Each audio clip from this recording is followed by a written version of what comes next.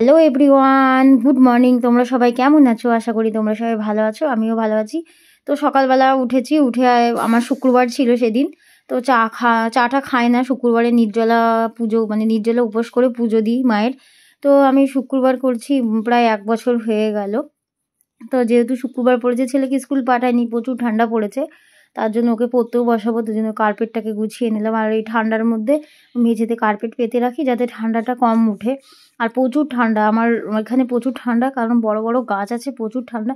তো এই ঘরের বাসি বিছনাটাও তুলে নিচ্ছি। আর এই শীতকালে বিছনা গোছানো অনেক, এই কম্বল নামাও, বালিশ নামাও, আর আমি সমস্ত কিছু নামিয়ে একবারে ঝেড়ে নিই। মানে ওই বালিশ রেখে এই বিছনা ঝাড়লাম, ওরকম আমার দ্বারাই হয় না। তো আমি সমস্ত কিছু নামিয়ে প্রত্যেক দিনই করি। সব বালিশ নামিয়ে তারপর বিছনাটা একবারে ঝেড়ে চাদরটা টান টান করে তারপরে আমি আবার বালিশগুলো রেখে দিই। তো বালিশগুলো গুছিয়ে গুছিয়ে রেখে দিচ্ছি। রেখে দিয়ে তারপরে আবার রান্নাও বসিয়েছি, ওইদিকে রান্নাটাও হচ্ছে, এদিকে ছেলেকে লিখতেও দেবো, কারণ স্কুল পাঠায়নি, ঘরে তো পড়তে বসাতে হবে, নাহলে তো ফাঁকিবাজি, টিভি চালিয়ে দাও, টিভি দেখবো, নাহলে খেলবো, এই ধান্দা। তো এদিকে কম্বলগুলো ভাঁজ করে নিচ্ছি ভালো করে, কম্বলগুলো ভাঁজ করে রেখে দেবো। আর আগে রোদে দিতাম, আবার রোদে দাও, আবার ঘরে তোলো, আবার রোদে দাও, ওই জন্য আর এখন রোদে দিই না। তাড়াতাড়ি কাজ হলে রোদে দেওয়া হয়, কম্বল তুলো, কাপড় তুলো। আর এখন তো শীতকালে এক গাদা কাপড়, এক গাদা কাপড় তোলো, আবার কাচো, আবার মেলো, তো সারাদিন এইগুলোই চলছে। তো এই ঘরে বিছানার চাদরটা ভালো করে ঝেড়ে নিচ্ছি, ঝেড়ে ঝুড়ে তারপর ছেলেকে পড়তে বসাবো। এদিকে আমার ঘর, আর এদিকের এই টিভি টেবিলের সামনেটাও একটু ভালো করে গুছিয়ে নিচ্ছি। এখানে চশমা, দুনিয়ার কাগজপত্র। তো এই ঘরের, বাইরের ঘরের বিছানাটাও ভালো করে ঝেড়ে নিচ্ছি। তো এদিকে আমার ঝাড়াঝুড়ি কমপ্লিট হয়ে গেছে। তো ছেলেকে এবার লিখতে দেবো, তো ওকে লেখাগুলো দিয়ে দিচ্ছি। আর এখন লিখতে লিখতে মানে ওখানে আমার আধা ঘন্টা চলে যায়, প্রচুর লেখা।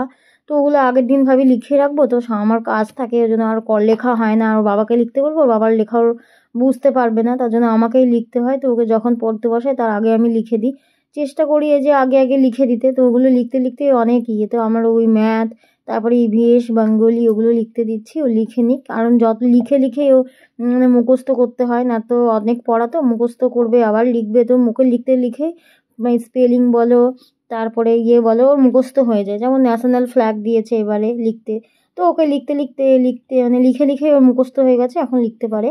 তো ওরকম করে ম্যাথ মানে সমস্ত কিছু দিচ্ছি লিখতে। তো ওইদিকে ওর লিখা দিয়ে আমার আরও কাজ পড়ে আছে, বাসন ধুতে যাব। আর ওইদিকে কালকের রান্না করেছি, আলু সিদ্ধ করেছি আর ডাল করেছি, এরকম একটা কিছু করেছি। আলু সিদ্ধ না, সরি, পালং শাকের তরকারি করেছিলাম আর ভাত করেছিলাম। কারণ শুক্রবার তো বাপ বেটা খাবে, আর অত তামঝাম করি না। শুক্রবারের আমার রাতের খাবার হচ্ছে চা আর পরোটা, মানে এটাই আমার। এদিকে আমি বাসনগুলো, এই যে এতগুলো বাসন রাতের বেলায় ধুয়েই রাখতে পারি, বা ঠান্ডার মধ্যে মানে কোনো রকমে খেয়ে হাত ধুয়ে রেখেছি, থালা বাসন আর ধুইনি। যেদিন ইচ্ছে হয় সেদিন ধুই, আর যেদিন ইচ্ছে হয় না সেদিন ধুই না। তো এদিকে এক গাদা বাসন সব বাইরে নিয়ে এসে ধুয়ে নিচ্ছি। আর ওদিকে রান্না এখনও বসায়নি, তো বাসনগুলো ধুয়ে নেব। আর এটা তো আমার শুক্রবারের।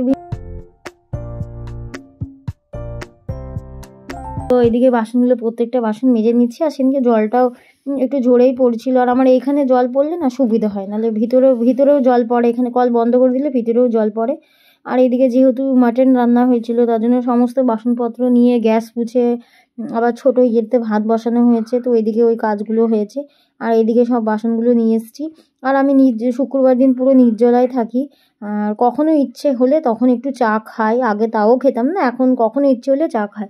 যেমন এই শুক্রবারে কোনো কিছু খাইনি, আর আমার এখন অসুবিধাও হয় না। তো আমি এখন মানে আগে প্রচুর হতো, তো শুক্রবারে জানি না কেন আমার জলও পিপাসা পায় না, আর মানে খেতে না দিলেও চলবে, এরকম একটা ব্যাপার থাকে। তো শনিবার দিন আবার মানে পেটে খিদে চলে আসে, কারণ ওই শুক্রবারে পুজো দিয়ে বাসনপত্রগুলো থাকে, তো ওগুলো ধুয়ে আবার শনিবার দিন পুজো দিয়ে তারপরে আমি খাওয়া দাওয়া করি। তো মায়ের বাসনগুলো আবার ধুতে হবে। তো এদিকে আমার বাসন মাজা কমপ্লিটও হয়ে গেছে। তো ভালো করে লুগড়ে নিচ্ছি, লুগড়ে নিয়ে ধুয়ে নেবো। আর এইটা যেহেতু বাসনগুলো মেজে মেজে রেখেছিলাম, সাদা সাদা হয়ে থাকবে না ঘষলে। তো এদিকে আমার বাসনগুলো ঘষে ঘষে ভালো করে ঘষা হয়ে গেছে, তো আমি ধুয়ে নিচ্ছি।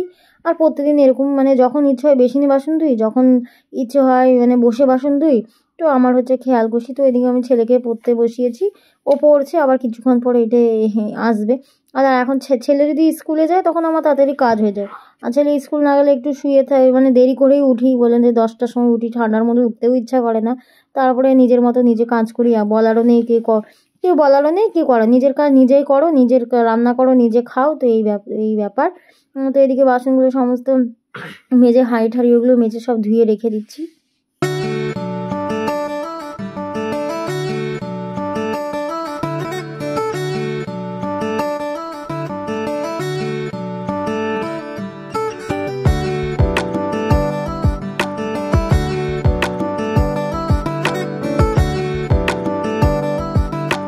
এদিকে আমার বাসন ধোয়া হয়ে গেছে, কাপড়গুলো ভিজিয়ে কেচে নিব। আর এই মানে কাপড় আমার নোংরা নেই, কিন্তু প্রতিদিনকার কাপড় প্রত্যেকদিন না কাচলে আমার আবার পোষায় না। আর আমার বরকে বলেছি আমার কিছু লাগুক না লাগুক সংসারে আমাকে তুমি সার্ফে এনে দেবে। তো সার্ফে যদি না থাকে তাহলে আমার কাপড় কাচা হয় না, আর আমার মানে আমার মনে হয় সংসারের কিছু একটা নেই। আর এই সোয়েটারটা বেশি দিন পরিনি, তো আমি একটু কেচে রেখে দিলাম। আমি আবার একটু ছুঁচি পাই, কোথাও যদি কোনো কিছু পরে, ধরো একটা নতুন জামা পরে গেছি, সেটা পরে আবার কিছু খাওয়া দাওয়া করেছি, তো সেটা আবার যদি না ধুয়ে রাখি না, সেটা আমি আর আলমারিতে তুলি না। খাওয়া দাওয়া বলতে ধরো ফুচকাই খেলাম বা একটা কিছু চপই খেলাম, তো এটাই হচ্ছে খাওয়া দাওয়া বলতে গেলে। তো ওই জন্য আমি জামা কাপড় আবার ধুয়ে রাখি। তো এই জামা কাপড়গুলো আমার কালকের জামা কাপড়, আমার প্রত্যেক দিন এই শীতকালে প্রত্যেক দিন এক বালতি করে আমার কাঁচা।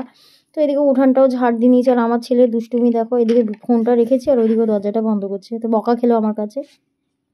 তো এদিকে উঠানটা ঝাড় দিয়ে নিচ্ছি, আর এখানে গাছ লাগানো আছে তো এই সাইডে, তো ভালো করে ঝাড় দেওয়া যায় না, যতটা ঝাড় দেওয়া যায় ততটাই ঝাড় দিচ্ছি। আর আমার এই গাছ লাগানো আছে, ওদিকে না ঝাড় দিলেও চলে, তো আমি ঝাড় না দিলে আবার আমার না পরিষ্কার পরিচ্ছন্ন থাকতে ভালো লাগে। তো এদিকে ঝাড় দেওয়া হয়ে গেছে, আবার এদিকটাও ঝাড় নিয়েছি, ওদিকে আমার মিঠু বসে আছে আর রোদও দিচ্ছে। তো আমার এদিকে ঝাড়ফাট দিয়ে কমপ্লিট, এবার ঘরটা পুছে নিচ্ছি। আর আমার পুজো দিতে সেই 1টা 1:30 বেজে গেছে পুজো দিতে। তো এদিকে ঘরটা ভালো করে পুছে নিচ্ছি, ঝাঁটি দেওয়া হয়ে